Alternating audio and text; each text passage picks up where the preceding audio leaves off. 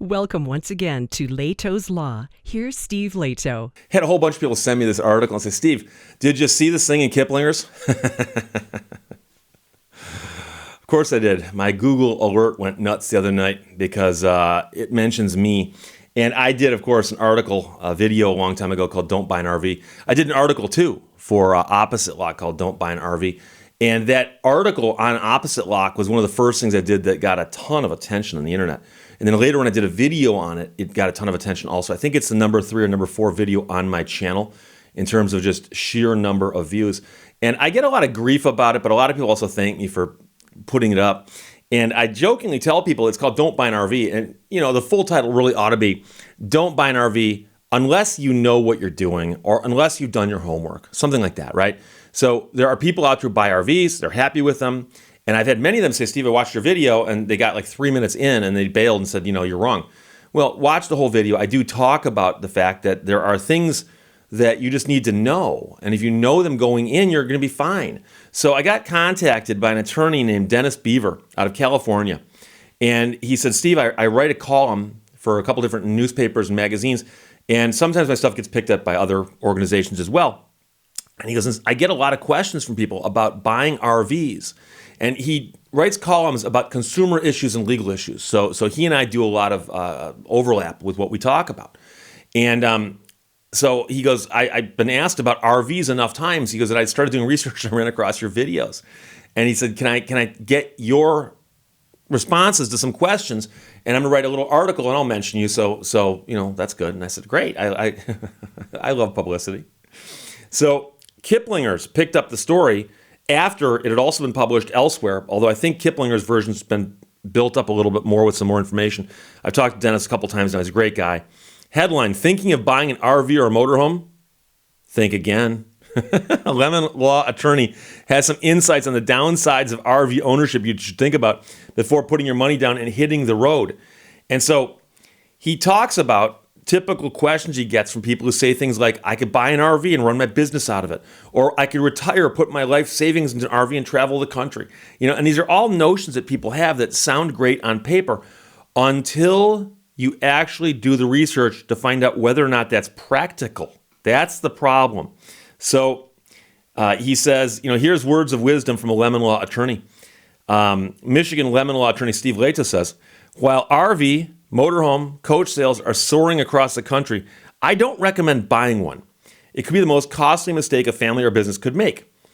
He acknowledges that RVs are a wonderful way to travel with few restrictions and can be far more convenient than most other ways of going on vacation. However, you've got to know what you're getting into and the legal protections that might not exist. So again, buy one if you want to. I suggest you rent one first. But also, if you're going to buy one, buy a used one. Let someone else take the depreciation hit. If you imagine how much a car depreciates, imagine how much an RV depreciates, okay?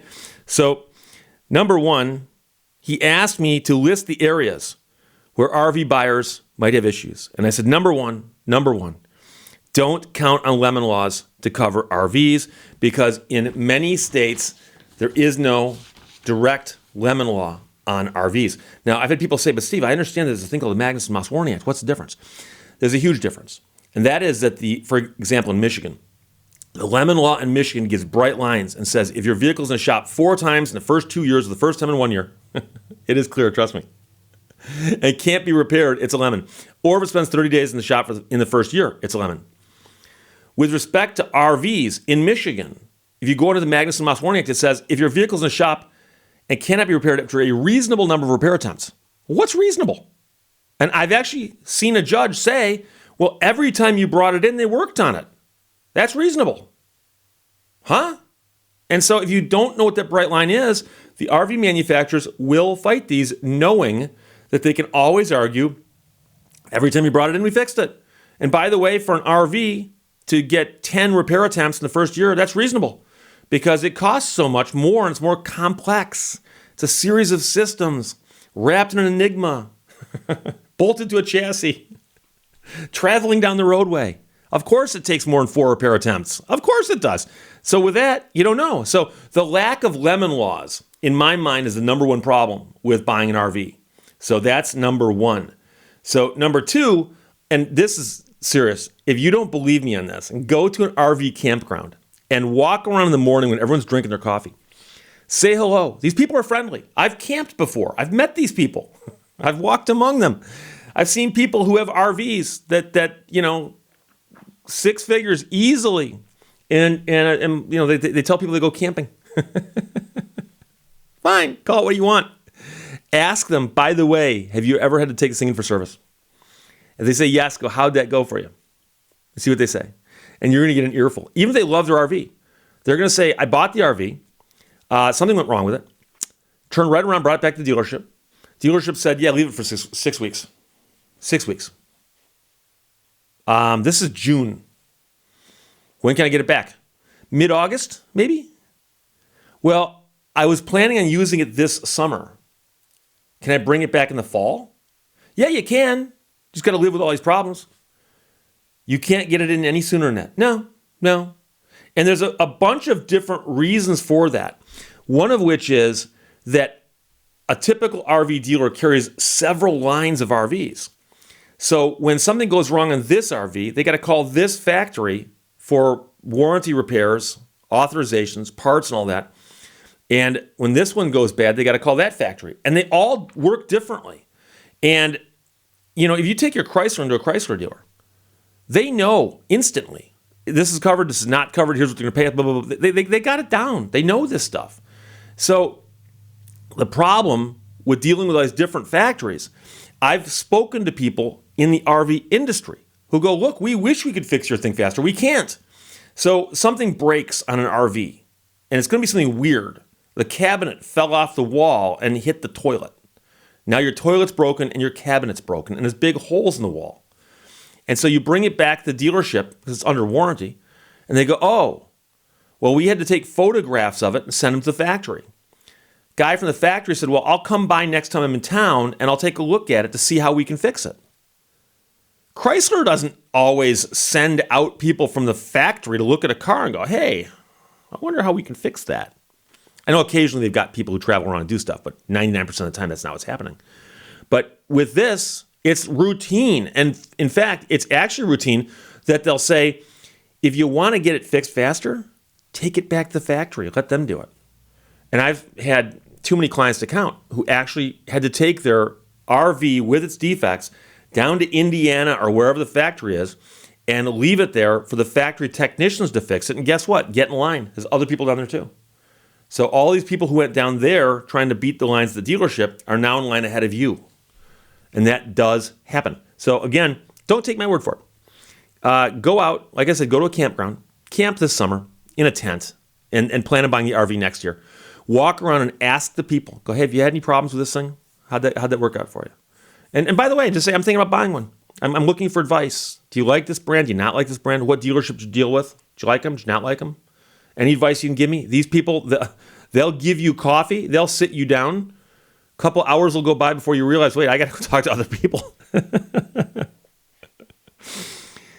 Also, keep in mind that owning an RV is hard work. And by that, we're talking about the fact that in a perfect world, you've got the RV parked at a campground or out in the woods someplace, whatever you do with it, and you're enjoying your RV. What do you do with it when you're not enjoying it? Do you park it in your driveway? Do you put it in storage? How big is it? Some RVs are so big, they're difficult to drive in traffic.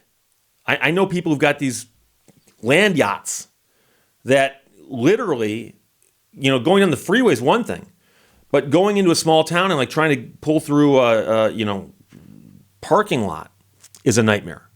And you ain't driving through the drive-thru at McDonald's, trust me. And so just moving the thing around can be difficult. Storing it can be difficult. Winterizing it can be difficult. There's all kinds of stuff you've got to think about that you probably didn't think that much about when you're thinking about the fun side of RVing. You have to think about the work that goes into it. Again, I'm not saying that it's not fair, and I'm not saying that there's something wrong with it. I'm just saying you need to be aware of it. And I've had people tell me, they say, I didn't realize how difficult that, they got it home and it wouldn't fit in their driveway. They thought they had a place to park it. It wouldn't fit. So this is all stuff you have to understand. It is hard work. There will also be inconveniences, to put it mildly. So a lot of RVs, for instance, have bathrooms. For space consideration, they often have a smaller shower than you might expect. They might also have a cramped set of furniture in there. And also, for instance, the hot water heater on the RV might be smaller than you expect. Your hot water might run out before you expect it to when you're taking that shower in the morning. And there's a lot of other stuff that concessions they make for an RV. So the cabinets might not be built as quality as you expect because they're trying to make them lighter and cheaper because they can't use heavy stuff on the RV if they can avoid it. That's another thing. A lot of people tell me that they got RVs that they use so often that stuff wears out, and it wears out quickly because it's not built necessarily to be used every single day like the stuff in your house is. And so I know people, like I've known a guy before who was an electrician, and he said that when he saw how this RV he bought was wired, he's like, gave him the willies because he's like, I'm used to how houses are wired. And don't get me wrong, it wasn't unsafe. It's just that it looked cheap to him. So there's a lot of those kinds of things. And of course, gas prices. And then finally, Lehto feels it is extraordinarily important to be informed about the pros and cons of RV ownership before buying. So visit RV parks, speak with the community, discuss the pros and cons of RV ownership, as well as makes and models that owners prefer. And like I said, you will meet people. And this is one of the things about this. The people who buy RVs overwhelmingly are friendly, outgoing people who love to talk about them. And I mean, I suspect it's a lot like boat owners or Harley owners. You know, you get a bunch of guys together who all own Harleys. Once they find that out, they're going to be talking about Harleys.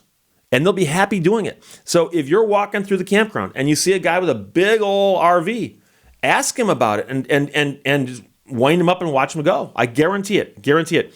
So to test whether the RV lifestyle is for you, your family, or business, rent one first. If you were considering moving to a foreign country, you'd visit first and spend time there. Dealers are generally happy to rent an RV for a couple weeks. By so doing, you might discover that it isn't for you. So my advice at the end was, seriously, instead of buying a brand new one, buy a used one, get it inspected. You'll save so much money, it'll make it worthwhile. And he ends by saying, next time you're online, go to Lehto's Law on YouTube. You'll be glad you did. Well, thank you, Dennis. And by the way, Dennis went to the Loyola University School of Law in California. And he was actually working with the California Kern County District Attorney's Office, where he established a consumer fraud section. And it's always cool when the law enforcement, the prosecutors and so on, have a consumer fraud section. Because a lot of places don't. And so if you call the police or call anybody and say, hey, I got ripped off, a lot of times they go, oh, it's a civil matter. Just sue somebody. So it's always good to see a consumer fraud section. But he is in the general practice of law and writes a syndicated newspaper column, You and the Law. So he does say, when a reader contacts me, it is a gift. So great guy, Dennis. Thank you very much. Called me a few weeks ago. The article's all over the internet. And I've had a few people send it to me, as well as, like I said, the Google alert just started going off the other morning. And I said, oh, it must be in the news again. It happens. So there you go. Thinking of buying an RV or motorhome? Think again. Dennis Beaver, thanks a lot. Questions or comments, put them below. Otherwise, talk to you later. Bye-bye. Thank you for watching Lehto's Law. Today, some advice that may help with headaches. Remember, when you get out of bed in the morning, it's feet first.